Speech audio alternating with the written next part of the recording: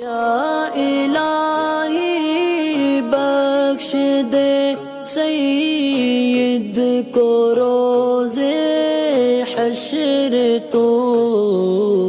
सही बात बोल रहे हैं। तू किसे सुन रहा है भाई? ये गैर मसलक है। गैर मसलक है मतलब मुस्लिम नहीं है तो क्या मतलब? तू किसी भी सुनेगा क्या? अभी जो सुन रहा हूँ उसको वेरीफाई किया हुआ मैंने, कुरान और हदीस के हिसाब से तो है। तू आयतल कुर्सी पढ़ता होगा ना? हाँ। तो आयतल कुर्सी का वजीफा जानते हैं किसने दिया था? शैतान। तो इस्लाम का ही नहीं था। जैसा कि आपको मालूम है कि कुछ लोगों ने सोशल मीडिया के ज़रिए बेहतरीन वीडियो बनाने के साथ साथ अच्छी वीडियो या नसीहत वाली कौम को वीडियो बनाने के साथ साथ कुछ अपनी अकल कुरान और हदीस और शरीयत के अंदर दखल देने की कोशिश करते हैं।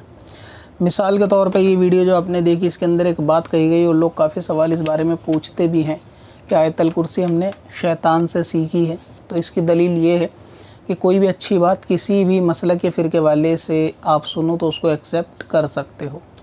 तो असल में जो लोग ये समझते हैं कि हमने आयतल कुर्सी को शैतान से सीखा है, तो जिन लोगों ने वाकई में सीखा होगा अपने बड़ों से, तो वो इस चीज़ का दावा भी करते हैं कि उन्होंने सीखा है। जबकि आप उसी हदीस के अंदर जो इसमें बयान की गई है, एक बात पे अगर आप गौर करेंगे कि जब शैतान ने ये बात अमल को ही बताने के लिए कहा कि मैं तुम्हें बेहतरीन अमल बताता हूँ, फिर उसके बाद सूरह आयतल कुर्सी और इसकी फ़जीलत बताई, तो शैतान से सीखना उस सूरत में होता जब सहाबा इकराम ने उस पर फ़ौरन अमल कर लिया होता या उसकी बात को मान लिया होता। लेकिन सहाबा ने उसकी बात को ना मानते हुए पहले नबी पाक सल्लल्लाहु ताला अलैहि वसल्लम के पास जाने के बाद तमाम वाक़े को बयान फरमाया और उसके बाद उनसे यानी हुक्म उसका मांगा कि ये बंदा सच्चा है झूठा। जब उस पर नबी रहमत की मोहर लग गई कि हाँ ये बात सही है, सहाबा इकराम ने उसको तब एक्सेप्ट करा। लिहाजा ये कहना कि शैतान से आयतल कुर्सी या कुरान सीखा है, ये गलत है, क्योंकि अगर शैतान से सीखना होता तो तस्दीक की ज़रूरत नहीं होती।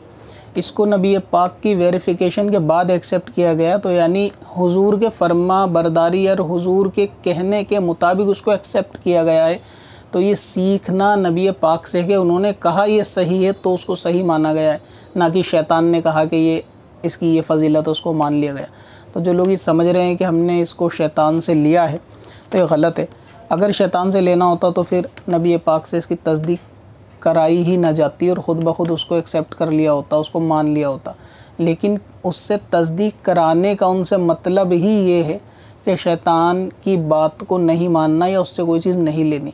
और तस्दीक के बाद जब हुजूर पाक ने फरमा दिया कि हाँ ये फ़जीलतें हैं, तो वो असल में मानना और लेना नबी पाक से हुआ, क्योंकि उनकी बात को एक्सेप्ट किया गया है, शैतान की बात को एक्सेप्ट नहीं किया गया।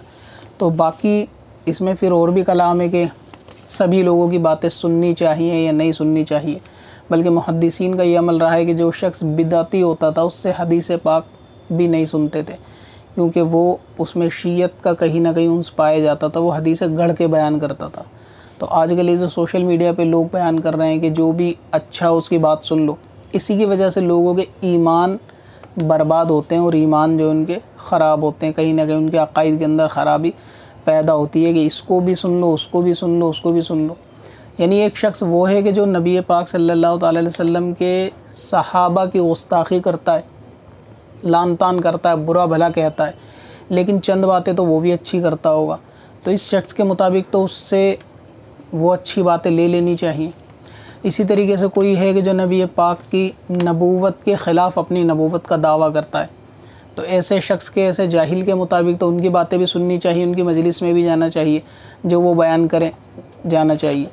इसलिए बड़ों ने कहा कि बददीन बदमज़हब के बयानात सुनना हराम है। वो इसीलिए क्योंकि वो अपनी 10 बातों में कोई ना कोई एक ऐसी बात आप तक पहुंचाएंगे कि आप इल्म ना होने की वजह से उसको वेरीफाई नहीं कर पाओगे कि क्या चीज़ सही है क्या नहीं। अब बयान करते करते मिसाल के तौर पे आप शियाओं के बयान सुनेंगे, इसके मुताबिक तो फिर सबके सुनने चाहिए, तो शियाओं के सुनते सुनते वो फिर कुछ फ़जीलतें हज़रत अली की ऐसी बता देंगे कि जो कुरान हदीस में नहीं होगी और आप उसको एक्सेप्ट कर लोगे। कुछ बातें ऐसी बता देंगे जो बाकी सहाबा यानी अबू बकर, उमर और हज़रत उस्मान गनी रज़ियल्लाहु ताला अन्हुम के इनकी फ़जीलत के ऊपर जाएंगी, तो आप उसको भी एक्सेप्ट कर लोगे। कुछ फ़जीलतें वो ऐसी बयान कर देंगे जो नबियों से बढ़ जाएंगी हज़रत अली की, तो आप सुनने में उसको भी एक्सेप्ट कर लोगे। एक्सेप्ट करने से मुराद ये है कि आपको जब उन हदीसों के बारे में इल्म ही नहीं होगा तो जाहिर है कि आप तो उसको सच मानोगे या तो आप खामोशी से सुनते रहोगे।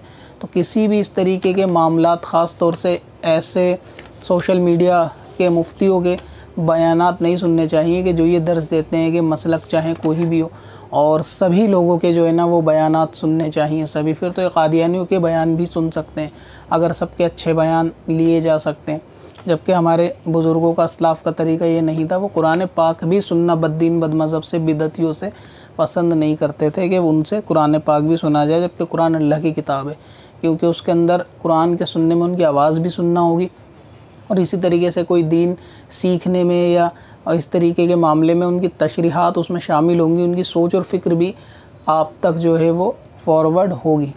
और हुज़ूर ने फरमाया कि जब आदमी अपने दोस्त के दीन पर होता है तो वो देख ले कि इससे दोस्ती करता है।